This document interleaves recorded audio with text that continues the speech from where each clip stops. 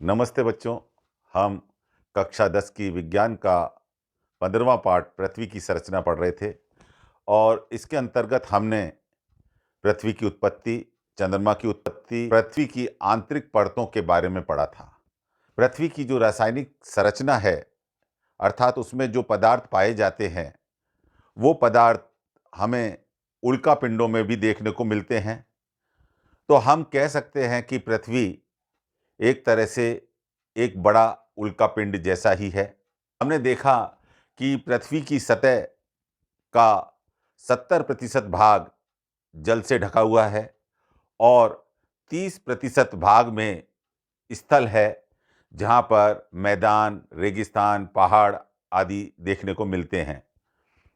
लेकिन बच्चों, ऐसे प्रमाण मिले हैं कि जो पृथ्वी की जो ऊपरी परत है, जिसे हम सतह कहते हैं, उसमें निरंतर बदलाव आता चला गया।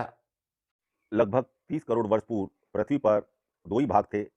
एक तो सुपर महाद्वीप, जिसे पैंजिया बोलते थे, और सुपर समुद्र, जिसे पैंथालासा के नाम से जाना जाता था।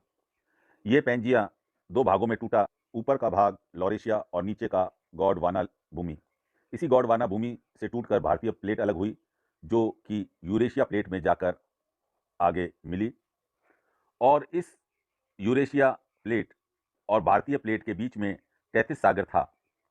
ये धीरे धीरे सागर उथला होता चला गया और भारतीय प्लेट उत्तर की ओर यूरेशिया की तरफ बढ़ती चली गई। जैसा आप इस एनिमेशन में देख रहे हैं, आप देखेंगे कि ये जो भारतीय प्लेट है, आगे जाकर यूरेशियाई प्लेट में जुड़ जाएगी। तो यहाँ पर जो समुद्र की अवसादी चट्टान वाली प्लेट है, वो यूरेशियाई प्लेट के नीचे चली गई और जिससे यहाँ पर वलित पर्वत हिमालय का निर्माण हुआ।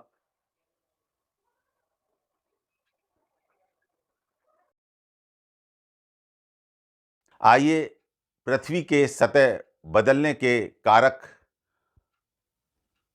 के बारे में अध्ययन करते हैं। इसे हम पृथ्वी के ऊर्जा तंत्र के अंतर्गत अध्ययन करेंगे।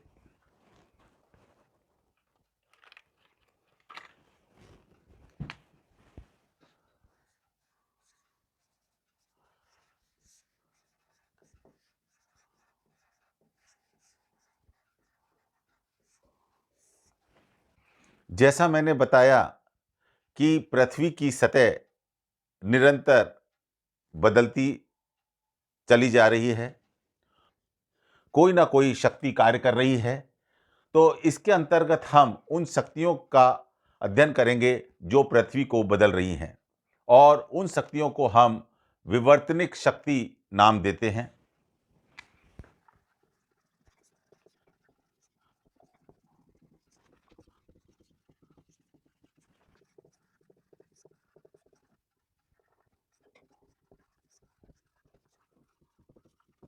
यह विवर्तनिक शक्तियां दो प्रकार की होती हैं: आंतरिक विवर्तनिक शक्ति और बाह्य विवर्तनिक शक्ति।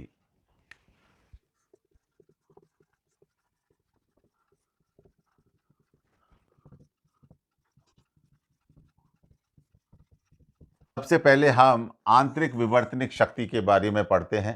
ये आंतरिक विवर्तनिक शक्तियों के बारे में पढ़ेंगे। यह शक्तियां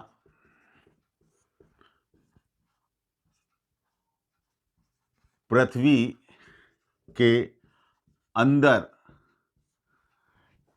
कार्य करती हैं तथा हमें दिखाई नहीं देती हैं, या इनका पता नहीं चलता है, या इन शक्तियों का पता नहीं चलता है। और ये शक्तियां, क्योंकि विवर्तनिक शक्तियां हैं, यानी ये पृथ्वी की सतह को बदलेंगी, अंदर कार्य करती हैं और दिखाई नहीं देती, इनका पता नहीं चलता है। लेकिन पृथ्वी की सतह को बदलने का कार्य करती हैं।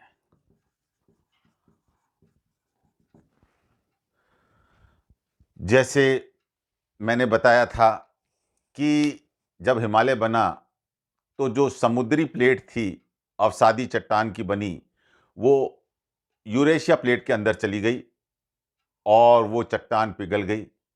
समय के जो व्यक्ति रहे होंगे उनको कहीं दिखाई नहीं दिया होगा कि चट्टान पिघल रही है और उस चट्टान के पिघलने से हिमालय का निर्माण हो रहा है।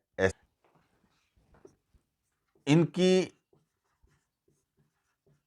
उत्पत्ति, इन शक्तियों की उत्पत्ति पृथ्वी की सतह के नीचे गहराई में चट्टानों के फैलने,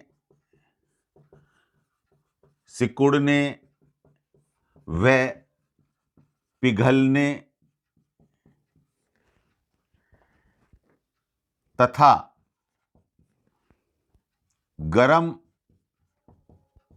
तरल मैग्मा के स्थानांतरण आदि के कारण होता है। जैसा मैंने बताया कि पृथ्वी के नीचे गहराई में या तो चट्टानें फैल जाएंगी या सिकुड़ जाएंगी, या वो चट्टानें पिघल जाएंगी और पिघल कर क्या बन जाएंगी, गर्म मैग्मा बन जाएंगी। और वो मैग्मा जब दाब ऊपर की तरफ लगाएगा तो उस मैग्मा के कारण ज्वालामुखी फूट सकता है, या उस मैग्मा में जो संवहन धारा है में अगर वो मैग्मा बहने लग जाएगा भी जो ऊपर की विवर्तनिक प्लेटें हैं वो खिसक सकती हैं, तो उससे कई बार भूकंप आ जाता है। तो ये शक्तियां आंतरिक विवर्तनिक शक्तियां कहलाती हैं, पृथ्वी के अंदर रहती हैं, अंदर कार्य करती हैं और हमारे को दिखाई नहीं पड़ती हैं।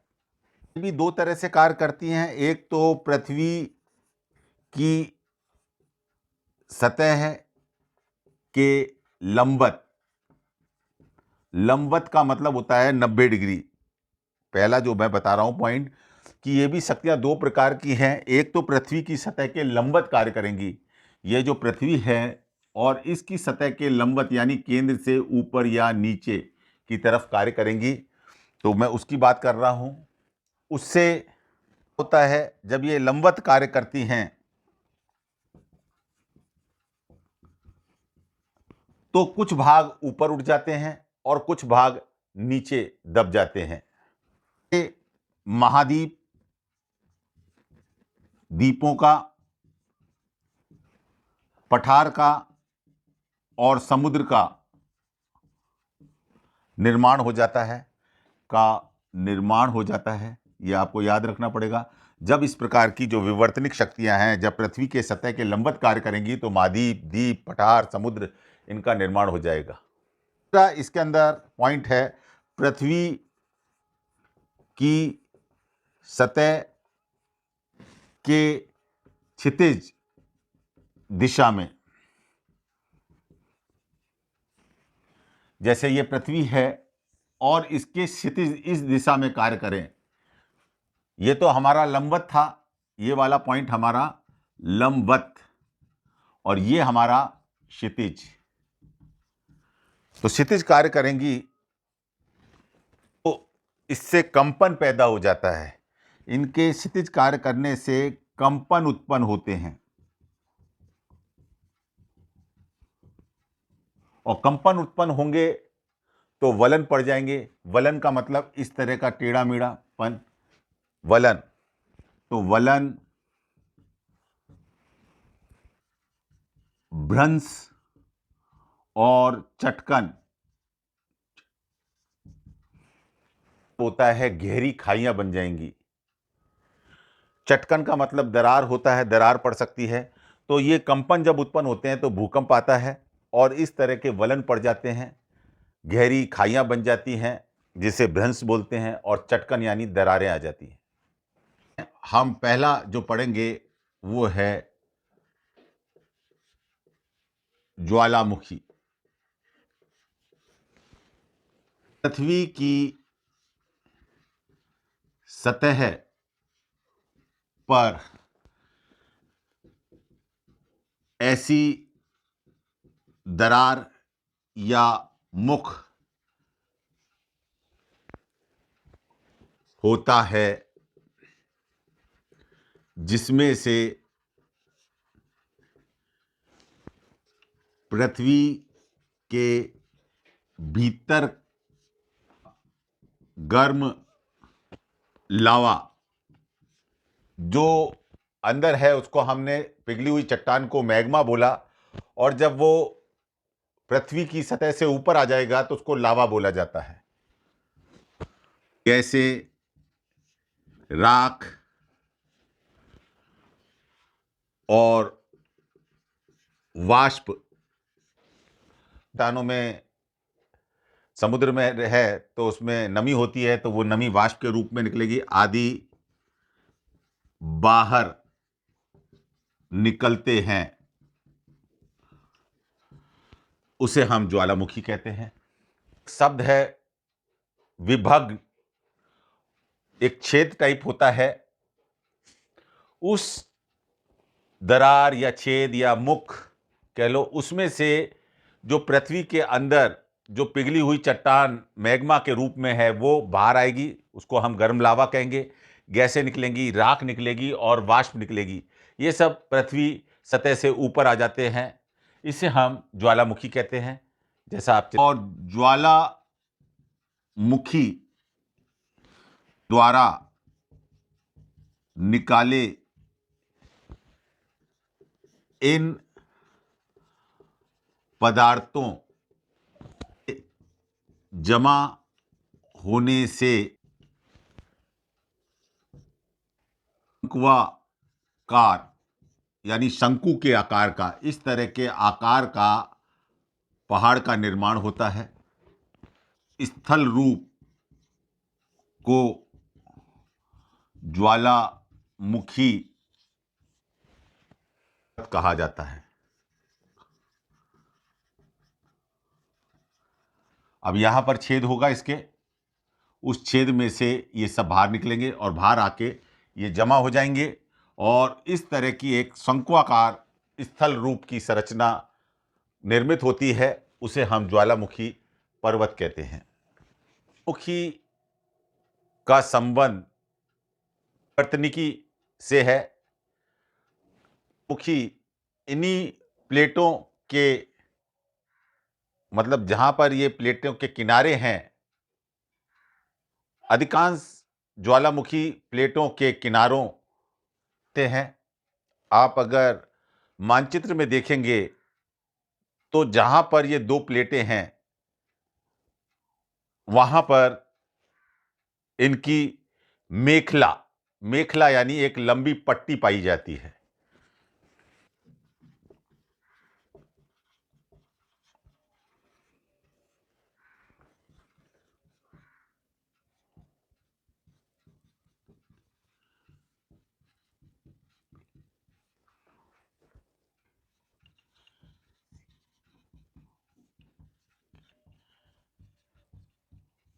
सीमाओं का मतलब किनारे। नियमबद्ध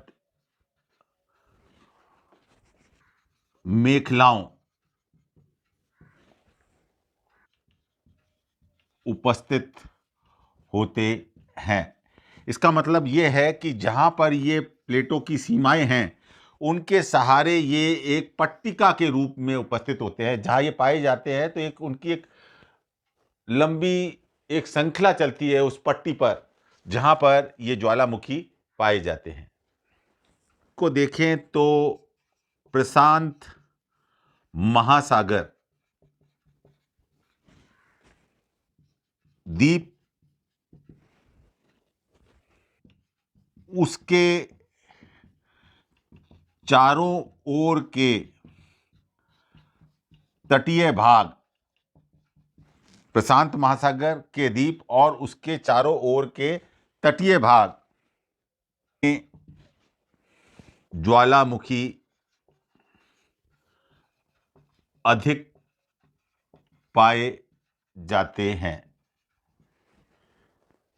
अपने नोट्स में यह भी लिख सकते हैं कि ज्वालामुखी उत्पन्न कैसे होते हैं, कि जब दो प्लेटें में से एक समुद्री प्लेट होती है, जिस जिस जो अवसादी चट्टान की बनी होती है, वो महाद्वीप की प्लेट के नीचे चली जाती है और इतनी गहराई में पृथ्वी के पहुंच जाती है कि वो आंतरिक मेंटल के संपर्क में आ जाती है, तो वो पिघलकर मैग्मा बन जाती है।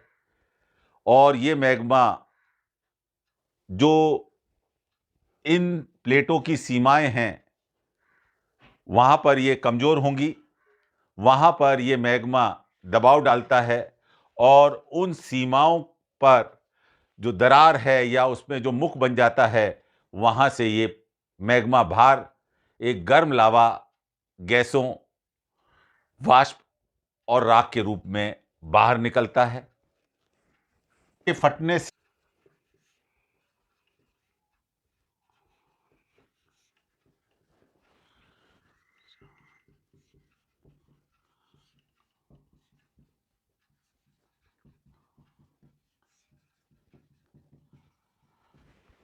जब ज्वालामुखी फूटेगा तो वहां के जीव जंतु और पेड़ पौधों को नुकसान पहुंचेगा, यहां तक कि कीमती धातुएं एवं रसायन जैसे गंधक, बोरिक अम्ल आदि प्राप्त होते हैं।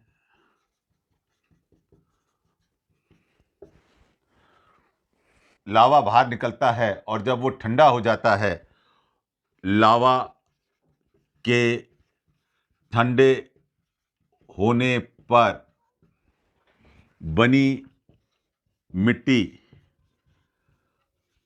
उपजाऊ होती है। तो ये इसके लाभ और हानि हो गए। भूकंप पृथ्वी की सतह के को भूकंप कहते हैं।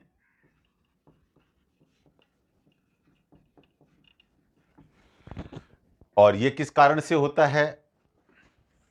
स्थल मंडल है ते हैं। इस स्थल मंडल में भूपर पट्टी और मेंटल का भाग शामिल होता है।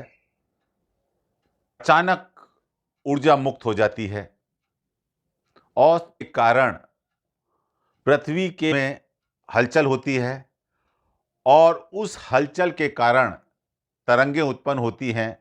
यह तरंगें सतह पर जब पहुंचती हैं तो सतह हिलने लगती है, उसे हम भूकंप कहते हैं।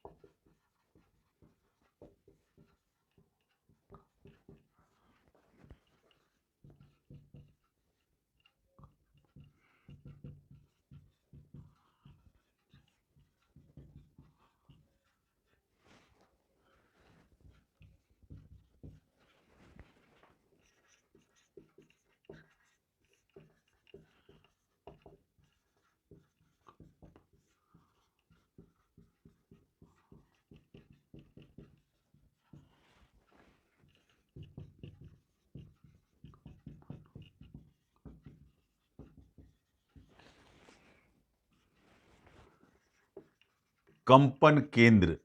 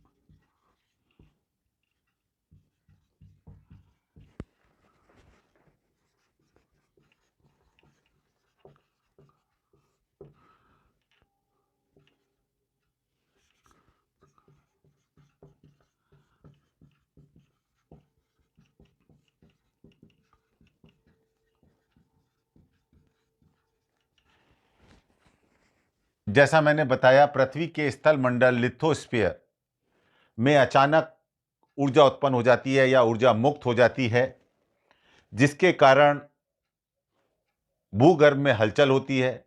उस हलचल के फलस्वरूप कंपन उत्पन्न होते हैं।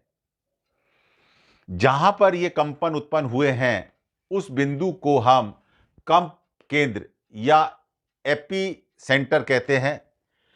यहीं से जो कंपन केंद्र से जो तरंगे हैं वो चारों दिशा में फैलती हैं। जब चारों दिशा में फैलेंगी तो कुछ तरंगे पृथ्वी की सतह की तरफ बढ़ेंगी। तो वो जो तरंगे पृथ्वी की सतह की तरफ बढ़ी हैं, वो सतह पर जाकर कंपन उत्पन्न करती हैं। सतह या तो ऊपर नीचे होने लगती है या आगे पीछे होने लगती है, जिससे ये भूकंप यानी पृथ्वी की सतह हिलने लगती है, जिसे हम भूकंप कहते हैं। अब मैंने जैसा बताया कि ये जो तरंगे हैं कंप केंद्र से उत्पन्न हो रही हैं, तो जो भूकंप आएगा उसकी तीव्रता, भूकंप की तीव्रता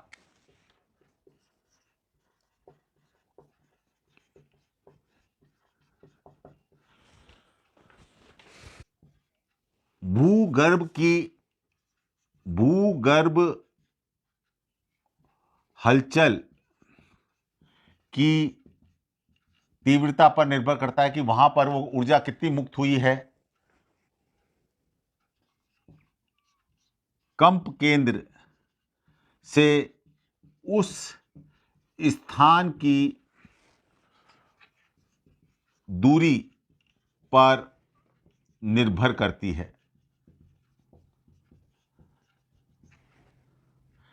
जैसा आप चित्र में देख रहे हैं कि ये जो कंप केंद्र होता है, यह सतह के नीचे होता है। वहां पर ऊर्जा मुक्त होती है। वो जो मुक्त ऊर्जा है उसने कितनी हलचल पैदा करा दी है, उसकी तीव्रता पर यह भूकंप की तीव्रता निर्भर करेगी। और वो बिंदु पृथ्वी के कितने नीचे है उस पर भी निर्भर करेगी। और उस कंप केंद्र से उस स्थान की दूरी पर भी यह तीव्रता निर्भर करती है। का मापन भूकंप मापी यंत्र, जिसको सिस्मोग्राफ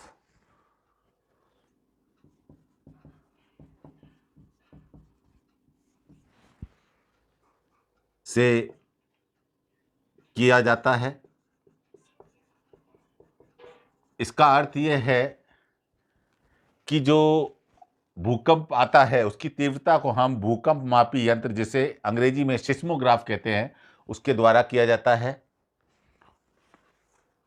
भूकंप की जो तीव्रता होती है, रिक्टर पैमाने पर व्यक्त किया जाता है।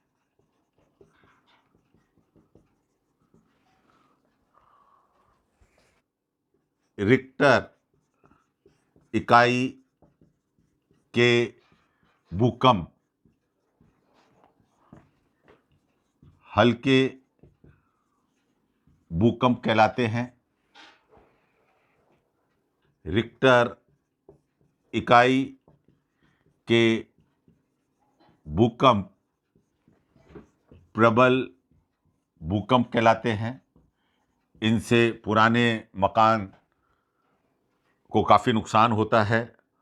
और 7 रिक्टर इकाई के भूकंप, जिसमें नई बिल्डिंगें जो होती हैं वो भी गिर जाती हैं, वो होते हैं। इसी का कारण पृथ्वी के जो असंतुलन होता है,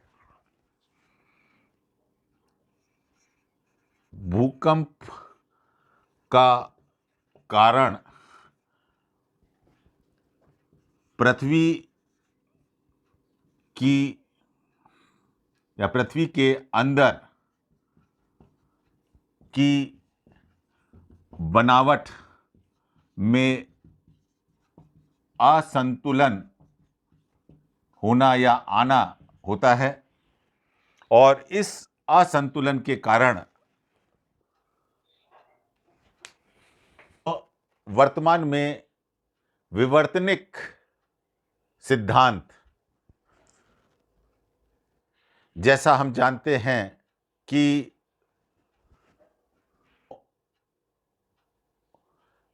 में बटी हुई है, पृथ्वी पर 29 विवर्तनिक प्लेटें हैं और इनमें से भी 6 प्रमुख प्लेटें हैं, और जितनी भी इस प्रकार की जो घटनाएं होती हैं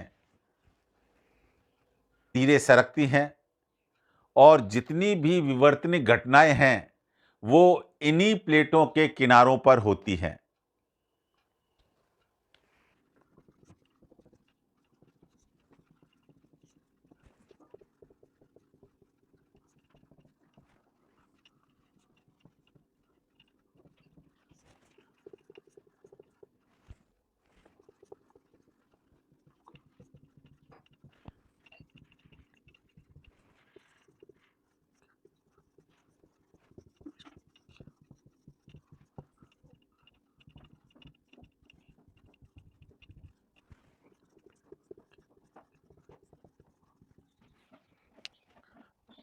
जैसे ये काले रंग से मैंने ये प्लेटें बताई हैं, और इन प्लेटों के नीचे मेंटल लाल रंग से दर्शाया गया है, और मेंटल के नीचे ये क्रोड वाला भाग नीले से दर्शाया गया हुआ है। तो हमने पढ़ा था कि जो दूसरी परत है मेंटल, वो क्रोड के संपर्क में होती है, तो यहां तापमान अधिक होता है। तापमान अधिक होने से ये तरल ज़्यादा गर्म हो जाता है और ये ऊपर की ओर उठता है। ऊपर की प्लेट ठंडी है, ठोस है, तो उसके संपर्क में आके ठंडी होती है तो ये नीचे चली जाती है। इस प्रकार की मेंटल में प्लेटों के नीचे धाराएं उत्पन्न हो जाती हैं, और इन धाराओं के कारण इनमें कुछ विवर्तनिक घटनाएं देखने को मिलती हैं। जैसे इस प्लेट के नीचे की धारा इस दिशा में जा रही है, इस दिशा में जा रही है, तो ये मेंटल इस प्लेट को इस तरफ धकेलेगा, जबकि ये दूसरी जो धारा है वो इस दिशा में चल रही है, तो ऊपर की प्लेट को भी वो इस दिशा में धकेलेगा, और दोनों प्लेटें पास पास आ रही हैं। इस स्थिति में दोनों प्लेटें पास पास आ रही हैं। भारी प्लेट होगी वो हल्की प्लेट के नीचे चली जाएगी। इस स्थिति में जो भारी प्लेट होगी वो हल्की प्लेट के नीचे चली जाएगी, जैसा यहां पर दिखाया जा रहा है। और गहरे मेंटल की प्लेट है उसकी चट्टानें पिघलकर मैग्मा में बदल जाएंगी। तो या तो दबाव के कारण ये मैग्मा इन प्लेटों में जहां पर ये दोनों जुड़ी हुई हैं उन स्थान से वो बाहर आ जाएगा, तो ज्वालामुखी बन जाएगा। और अगर वो मैग्मा बाहर नहीं निकलता है तो यहां पर ये दबाव पड़ेगा दोनों तरफ। तो इस तरह का देखो, ये एक प्लेट का दबाव ये आएगा और दूसरी प्लेट का दबाव यहां आएगा, और ये दबाव इसको इन दोनों को क्या करेगा, उठाने का, ऊपर उठाने का प्रयास करेगा। ये भाग कहलाएगा भू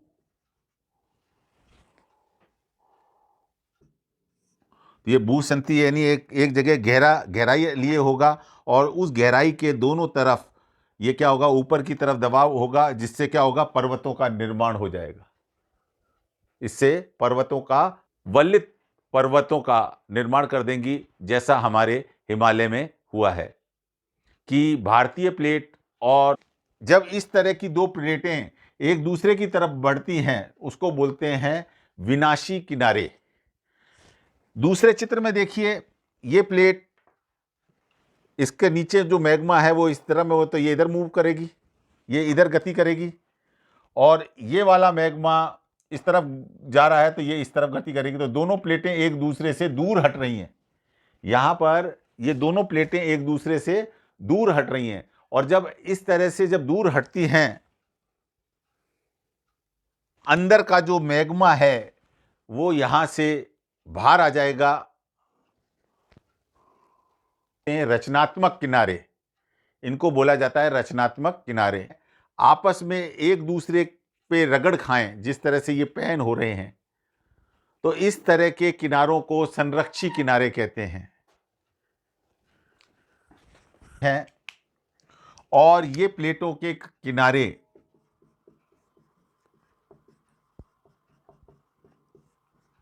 तीन प्रकार के होते हैं।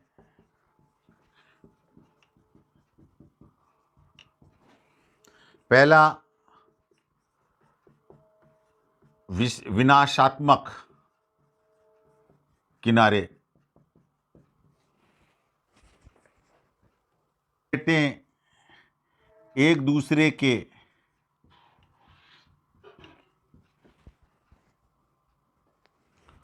और गति करती हैं,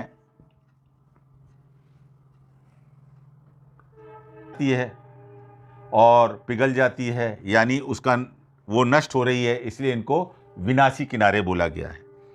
दूसरी प्लेट है रचनात्मक किनारे, जिसमें प्लेटें एक दूसरे से दूर चली जाती हैं,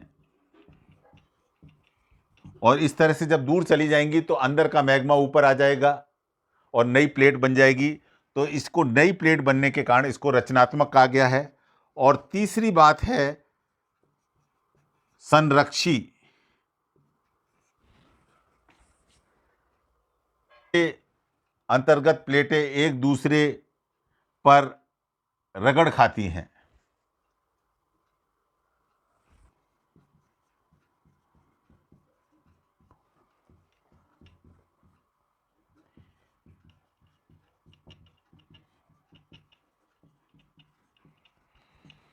तो जो अधिकतर जो भूकंप आते हैं वो इस तरह की जो प्लेट है, विनाशात्मक प्लेट जो है, उन किनारों पर भूकंप संख्या में और अधिक तीव्रता वाले विनाशात्मक भूकंप इन प्लेटों पे आते हैं। किनारों यानी विनाशी जो किनारे हैं, जिनमें प्लेटें एक दूसरे के पास आती हैं, पर अधिक संख्या में व अधिक तीव्रता वाले भूकंप आते हैं। ऐसा मैं नहीं कह रहा हूं कि जो रचनात्मक किनारे हैं या संरक्षी किनारे हैं वहां भूकंप नहीं आते हैं, वहां भी भूकंप आ सकते हैं, लेकिन मुख्यतः जो देखा गया है वो भूकंप विनाशी प्लेटों के किनारे आते हैं। जैसे हमारे उत्तरी भारत में नेपाल और तिब्बत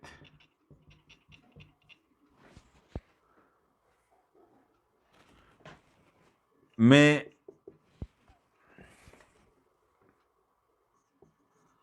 आने का कारण प्लेटों का टकराव है।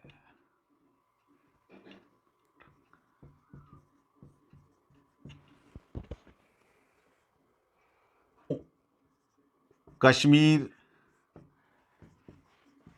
हिमाचल प्रदेश व उत्तरांचल, यहां पर जो भूकंप आते हैं वो सर्वाधिक जोखिम वाले भूकंप हैं, यानी उनकी तीव्रता अधिक होती है। जबकि पंजाब, हरियाणा, चंडीगढ़ के कुछ भाग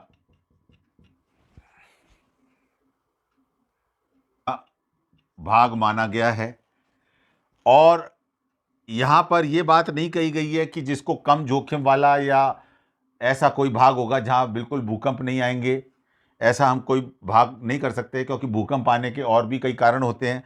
जैसे कोलकाता में जो एक सुरक्षित क्षेत्र माना जाता है, लेकिन वहाँ पर भी विनाशकारी भूकंप आ चुका है।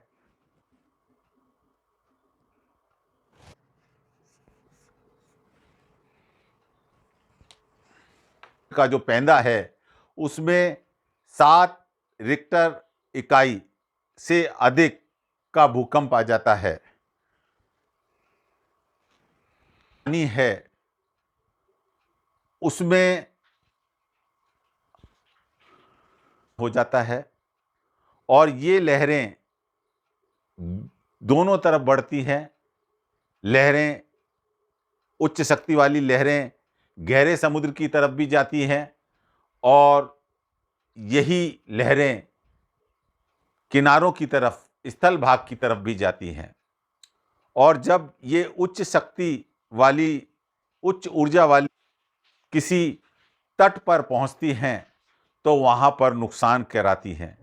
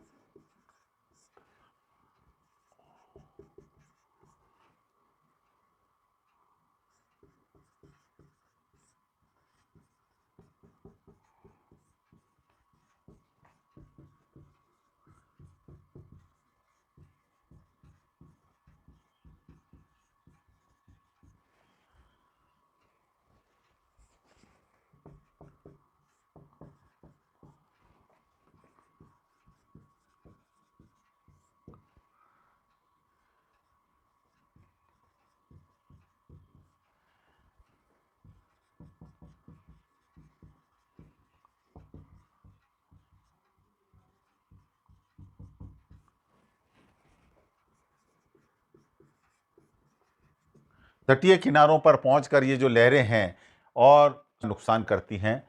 और ये जो सुनामी है, ये जापान शब्द है, और जिसका अर्थ होता है भूकंपीय सागर वाली ऊंची ऊंची लहरें जो भूकंप के कारण आ रही हैं, उसे ही ये नाम दिया गया है सुनामी। वर्ष पूर्व हड़प्पा संस्कृति में गुजरात में धोलावीरा नाम का एक बंदरगाह था, जो इसी सुनामी के कारण नष्ट हो गया था।